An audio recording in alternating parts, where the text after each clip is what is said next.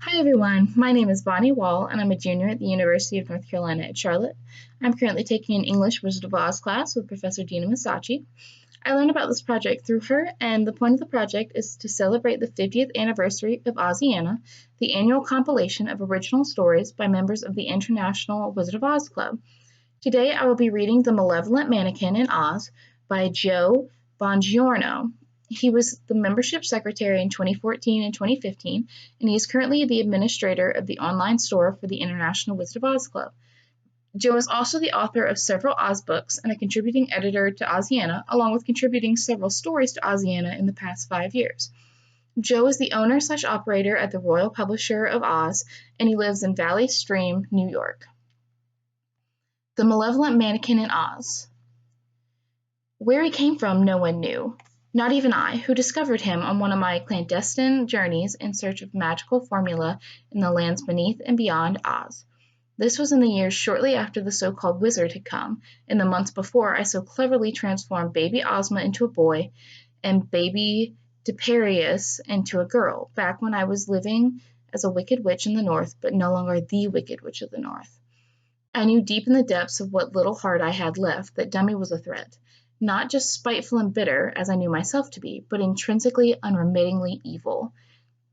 I'd have thought the difference academic at one point, but that was before I actually got to know the fiend. I first spotted him sitting in a dusty back corner of a tobacconist's shop that was really a front for a magic shop in southern Ev.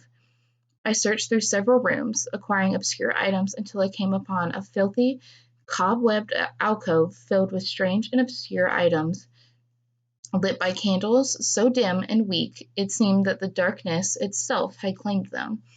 The doll was sitting, rocking in a dilapidated antique chair 3 sizes too big for it. Whoever constructed the doll could have had no good intent, for it was clearly a visage of malevolence, intended for the depraved or foolhardy. The moment I gazed upon him, the chair ceased rocking. The sickly, grinning face seemed to stare up at me with the eyes of the devil himself, malicious, hungry, and cruel. For an instant, even I shivered, and that is no small feat, for there are few things in this world that I fear, but I am not of the shrinking sort, and in the end I proved far more intriguing than frightened. It was as if I could sense a kind of horrid unlife pulsing beneath the sickening wax exterior that so grotesquely imitated skin, whispering to me of longing, murmuring of how much we were alike, outcasts in search of power, in need of vengeance. I was more reckless than perhaps, but I reasoned that I could outsmart the doll no matter how nasty it was. But this may have been the dummy's voice speaking, and not mine. Still, I purchased it at a pittance, along with herbs, powders, and a vial of sand from the deadly desert, which was useful in various formulae, and not surprised to note that the shopkeeper seemed glad to be rid of him. When I returned home, Ziska, the cat, flew out of the house and steadfastly refused to come back in. The Black Tom had once been a merman under the command of Orpha in the Azure Isles. Tired of serving the Munchkin elite, he left, making it as far as the marshlands when Queen Marcia caught and married him. I'd been journeying near the valley at the time and heard the account from A.R. Merhead, the local brewer whose inn I was staying at. Transforming into a griffin one night when the queen was away, I entered the royal chamber and promised to help him escape her lair if he would but agree to one condition. I needed a familiar. I dare say he liked being a kitty until now. "Come back in, you foolish creature," I demanded. "I won't step one paw into that house until that thing is gone," he cried. "Have it your way, then. I had work to do, and no time for skittish cats." "What will I eat?" he asked. "I'll leave food at my well once a day," I told him. "Beyond that, you're on your own." The cat was right to be scared. The first time the dummy tried to kill me was that very night while I slept. Dummy, for I had never bothered to name it, unless one considers dummy a name, which the malevolent mannequin most surely did not, attempted to asphyxiate me in my bed. Never a heavy sleeper, even at the best of times, I could hear the soft footfalls, heavier than a cat's, steal quietly across the room. As I began to wonder if Ziska had gotten hungry and decided to sneak it back into the house, a rope fell upon my neck. I jumped up at once to throw it off and attack my assailant, but no one was there. The doll was sitting exactly where I had left him, grinning his horrible grin. I examined the rope. It had been lying half buried on the side of the house for years.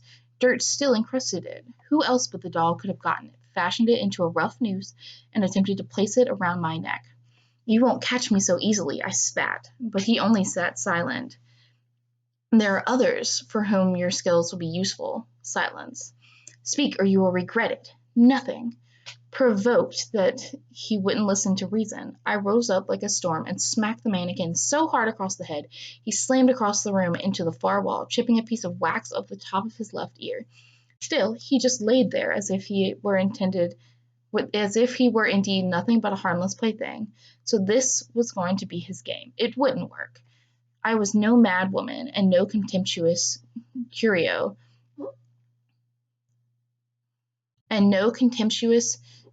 would make me think I was. It was to be but the first volley in a deep and abiding hate between us. The next attempts involved tripwire, poison, and water, as Dummy apparently thought he could simply melt me. I'm not that kind of witch. In each attempt, he waited until I slept, and each time I managed to counter his threats before any serious damage could be done. In punishment, I banged him around from room to room, chipping off even more pieces of him. I admit it amused me at first to play this cat-and-mouse game, as if in doing so it kept me sharp. But each time he refused to speak, I would give full vent to my wrath, so that by the end I'd boiled him, stabbed him, and thrashed him so much I thought I'd actually gone mad after all. Despite his beatings, however, he remained intact. The only thing I'd managed to do was make him look even more horrific than before. "Your purpose is not yet fulfilled," I raged at him. "I brought you out of that dank hole, and you will do as I command." But I knew, even as I said it, that our little game would have to come to an end. And I wondered whose end that would be. This one would not go down easy. Strange old spells had been cast upon him that I could not fathom, and I suspected that there was only one way he could be permanently destroyed: full immersion in fire. This was not atypical for magical constructs. Even the famous Scarecrow and the Tin Woodman are sturdily built creatures who cannot easily be gotten rid of. But to be certain, I'd need to unveil the nature of that which animated the doll, speak to those with knowledge, and seek out ancient, obscure volumes, some that I possess, and some that I'd have to travel to find in far-off underground libraries where occult secrets could still be found. But the luxury of time was not something I had. The East and West Witch sisters were alive and well, and demanding. And then there was Dr. Nicodick. Nicodick was one of the reasons I'd purchased the doll. He was no doctor either, though he framed to be a magician. I was one of the few who knew what he was, and he knew what I knew. Moreover, he had designs on the crown, and while he was playing a deadly game with the witch sisters, Old Mombi was a wild card, and that made me a threat. I played it smart, though, pretending to be on his side, just as I did with Mara and Mordra. But if the witches of the East and West were paranoid, he was altogether insane. In one of his darker moods, he all but admitted that his ultimate plan was to rule over a profane new order in Oz. This in itself was no great revelation. Half the magic workers in Nanestica dreamt of that. But Nicodick knew he could not achieve that goal alone, and so he sought the aid of her, she who was long dead. I knew of whom he spoke, and it seemed like the ravings of a lunatic. The dark fairy who had long ago cursed Oz had died by her own hands. But the fool couldn't see that even if he could raise her from the dead, the Witch Queen would return, apathetic to his ambitions or even her own power, save to the fulfillment of her original plan. There would be no space for Mombi in a ruined world. Thus I held on to that murderous little puppet, for the day would come when I would bring him to Nicodick's secret abode, where as he slept, his miserable life would be taken from him once and for all. It was a dark plan, and truth be told, one I did not relish. It is said that to stare into the face of darkness is to shatter one's soul. For most, this is true, but I had long ago crossed the threshold into the shadow realm. Unlike my so-called cousins in the dark arts, I had no interest in titles or command. I had no need to call myself the Wicked Witch of the North, though at one time I had enjoyed the feeling of power it had given me. As it turned out, I wasn't just interested in domination and destruction, the keys to being a practical ruler. The nature of governance is the nature of corruption, and corrupt governments are either defeated by other corrupt governments or fall into tyranny, and tyrannies are either overthrown or replaced again by corrupt governments. Since the beginning of time, this formula has repeated itself, and I wanted no part in it. My needs are simpler, to be left alone to do as I please. I know what you're thinking. What I please is to turn princes into toads and cackle as I cast wicked spells on innocent travelers. Lies! All that I have ever done is to protect myself and punish those who have sought to harm me. Few of you would do differently, but because you don't have the power, you employ your constabularies and armies to do it for you, and they commit far worse crimes than old Mombi has even conceived, and yet you love them and hate me. Hypocrites! Do you even know why? It is because I'm a woman and I have power, and that threatens you.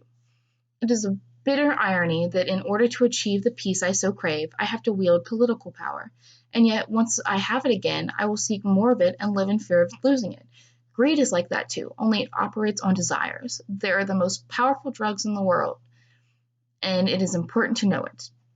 The compass witches tend to ignore the hard truths, obsessed by rage and a grim pride that had been forged long before in a distant and hateful past.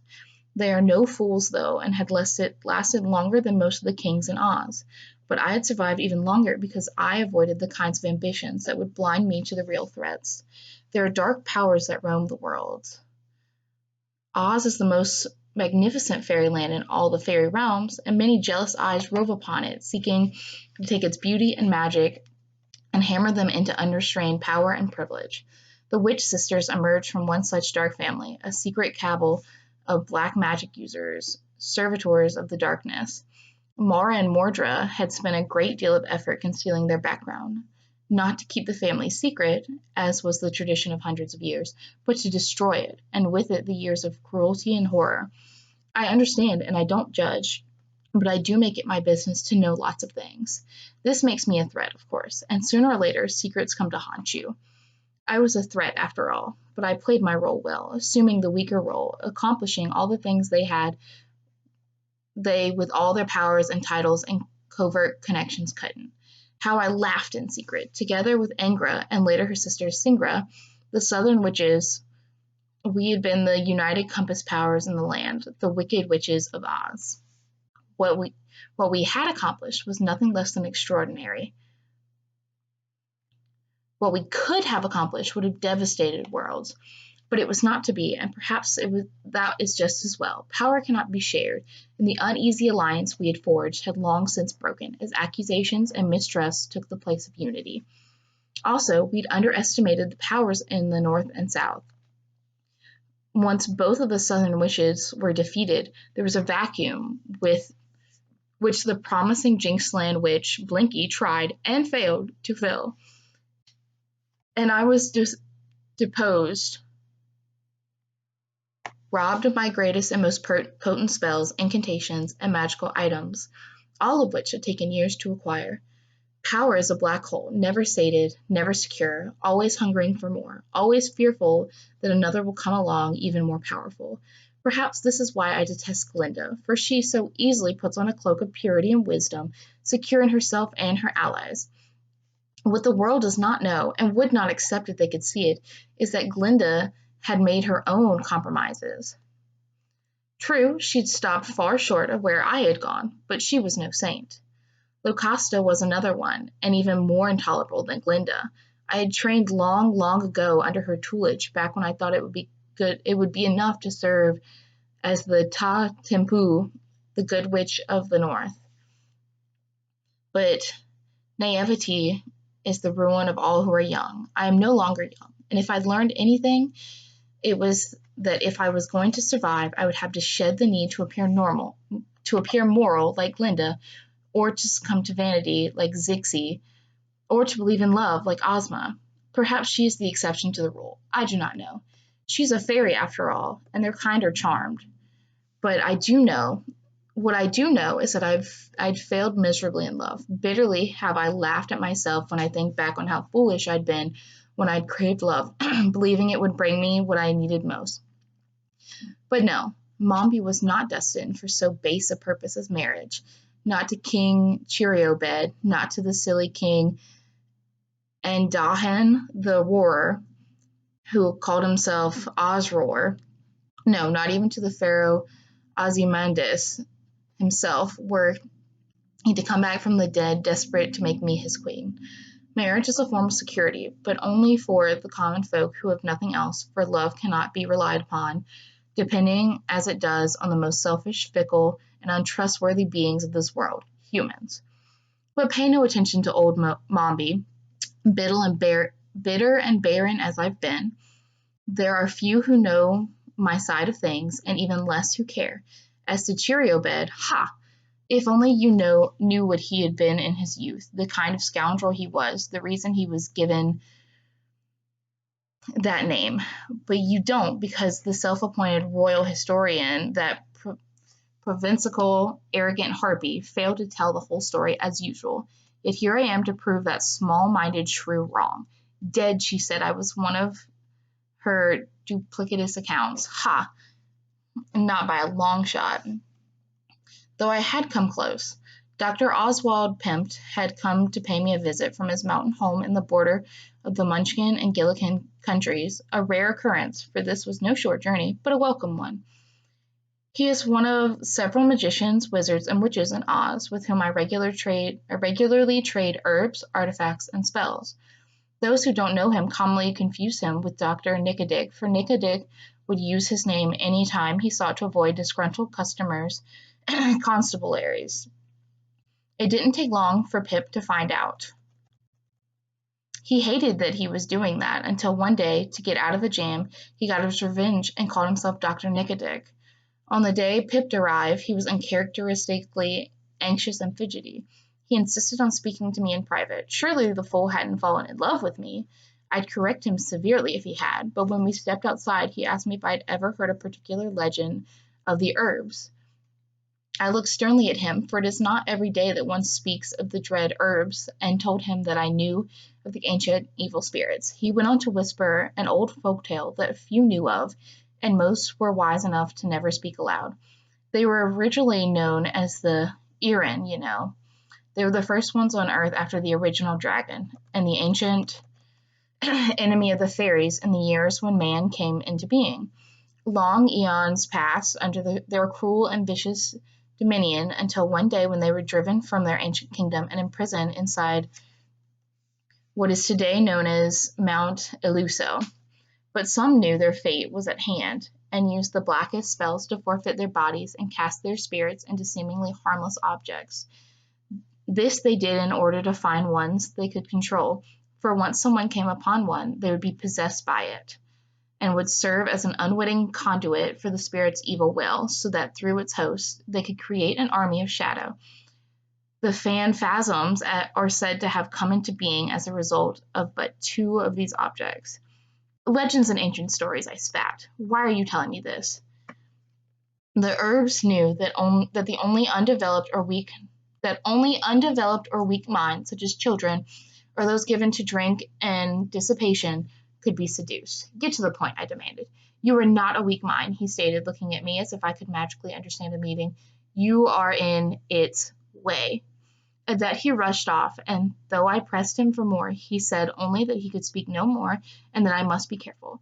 After giving it much thought, I reasoned that he must have been speaking of Dr. Nickadig. Pip didn't trust him, and he was right not to. The one named Nickadig was far older and more wicked being than anyone realized. But as far as I knew, there was no connection between him and the dread herbs. But perhaps he had been foolish enough to go to Mount Illuso and make some kind of pact with them. The remnant of the herbs were the mimics and the phantasms, and they have but one aim, to bring death to the worlds of fairy, to see that destruction, suffering, and sorrow within the fairy lands, so that they decay and die as the mortal lands. But how was I in his way? He must know that I intend to stop him. He must have magically seen my dissemblance with the murderous intentions I had. In many ways, Nickadig gave credence to my justification for practicing the dark arts. I have long said that there is true evil in the world, evil that could and would not be reasoned with, evil that could not be stopped by kindness or understanding or rehabilitation. The herbs were such beings. For the devout, the best way to defeat such evil is through prayer and faith that the Creator will save them. For the soldier, combating evil means physical strength, strength of arms, and strength in numbers. For the ruling elite, it is great wealth and power over men and nations of men. I had none of the patience for faith, nor could I see the repent of the wickedness I'd need to do. As to the soldier's strength, that was for those who would willingly give their autonomy to blindly follow those in power. But Mombi was no slave, and knew better than to trust those in authority. For the wealthy and powerful, bah, wealth comes in handy, but power over others is an illusionary snare for those given to vices and madness. Men who had no power over themselves sought power over others, and it is a fleeting, futile thing that is soon taken away. My strength was of a different kind, born from years of privation and the apathy of a mother who could and or would not love, coupled with the gifts of my birthright. I fought tooth and nail to obtain the tools I needed to fend off any who would take from me what I would not give, my freedom and life. I had the only real power that mattered. Magic and my will have together protected me from those who would threaten my life and security. Even Ozma, for all her benevolence and compassion, understands this, though she thinks that by limiting its practice to herself and few others, this will quell the fires of destruction that are ever at the doorstep of her kingdom. It will not. And that is my great fear. Ozma tells me that she won't give in to fear, but she hasn't seen what I have seen in the twilight shadows of the forest night, heard what I have heard in the whispering eaves of the mountains, felt what I have felt in the dim and forgotten corners of the world. Do you not yet understand why there are so many malicious societies of grotesque looking to convert or destroy unwary travelers? Do you not understand that this mental and spiritual corruption stems from before the time Lurlin enchanted Oz and gave the magnificent beast the power of speech? No, you do not. How could you, when all you see is sunny and bright, when all you experience is pleasures, games, and laughter, when you go through life with your eyes and ears shut? But Mombi knows. The fairies and good witches can choose to ignore all they want of the world outside, for it is painful to look upon, and they are without authority to heal it. But it is a world ever pressing in, ever threatening to burst upon the protective spears that keep the fairylands innocent and pure. It is inevitable. Death is coming for Oz, and the darkness has long whispered the secret paths in. It was now into spring, and several weeks had passed since Dummy had made any attempts at violence. The thing just sat there, day in and day out, and even I began to wonder at my sanity. To flirt with the darkness is to invite madness, but I could not imagine it had come so soon. Even Ziska had ventured to eat under the lintel of the door, provided I leave it open. So it was on that dusty day, when I stalked along the path to my old and beloved cottage deep in the Gillikin forest, that I plotted the final end to a twisted man who would never stop until he had destroyed the world. The road to my cottage was itself little more than a trail that few visitors ever trod, a twisty, shadowy tramp through tall, brooding trees and dense brush, with the only sounds coming from the birds and beasts of the wood, who had no fear to roam near so terrible a witch as I. It had been growing late, but the darkness didn't frighten me, as it did Mordra, whose old and unresolved terrors allowed the Black Queen Glama, who could magically use the darkness as a weapon, to dominate the southern part of the Winky country for decades. For me, the darkness offers clarity. Ozma has her magic picture, and Glinda her magic book, but old Mombi has a magic window that sees into that darkness, for it is only by staring into it that one can prepare for what is to come. I was distracted by my visit to Dr. Pipt, who was excited by the discovery of some of Wham the Wizard's old notes. It was long rumored that he developed a powder of life, a magical formula which could be used to animate anything it was sprinkled upon. Wham was not one for sharing his secrets, and it is said that he came to regret his creation of the powder of life. It is such a thing that could even be produced from the raw ingredients found in Oz, revealed that Lurline's enchantment over a century ago had been powerful indeed. It would be some time before Pip could understand the formula, let alone begin making it, and it would cost no small amount to procure. There was only one reason Piff would share this secret with me, and that's because he believed I was developing a powder of perpetual youth. I had attempted this at one time, thinking it would sell well and finance my search for magical ingredients, and I probably could have achieved it before the North Witch had taken away my books and formula. How Margaret had heard of this spell, I cannot say, but she was proving a difficult and aggravating woman who he'd be better off without. So long as she thought it existed, she'd never be content until she could look young again. I originally encouraged the notion that I was working on one, saying it's still a few off, which Pip understood. Still, the more powerful magics were often time-consuming like that. But I'd never been able to manage it, and besides, was busy with far more important things. But here was the powder of life. At last, I'd have a devastating weapon to use against my adversaries. With it, I could animate an army of soldiers made of stone and iron to protect me. I'd have to restart the work on the powder of perpetual youth, because Pippet would trade for nothing less than that. But there was a more pressing concern that could not wait for the powder of life to be complete, if it ever would be. I had asked about Pippet's doppelganger, an expression I sometimes used for Nick-a-Dick, and he indicated that he thought he was up to something, but didn't know what. He then asked me in a low tone if I had thought about what he told me last time. I said I had, and he handed me a very old yellowed parchment. Commit it to memory, he said. I looked it over. It was a spell of unmaking from the land of Anne, which, despite its antiquity, I could read. Called a witch's intuition, but I had a sudden insight that Nick-a-Dick was planning my fall, and that the time had come to do what I must. I would bring Dummy to Herr Doctor's secret hiding place in the Gillikin Mountains, and there set him loose. For if, for whatever reason, that didn't work, I now had the spell that Pippet had just had me learn. This would be no easy feat, and if I was caught, jarring me out of my dark thoughts, I felt something amiss, but all I could see were empty burrows and fallen leaves. Then I remembered, this was spring. The leaves should still be on the branches. All of a sudden, something pushed hard from behind me, and I plummeted down a deep, dark hole concealed by a lattice of branches and leaves. Without thinking, I grabbed onto one flimsy root jutting out from the inside of the hole, and there above me, standing in the light, he emerged. My first thought was to climb up and rip his vicious little arms and legs off, but as I awkwardly dangled beneath a deep, dark pit, I grew angry at myself. This was an old trick.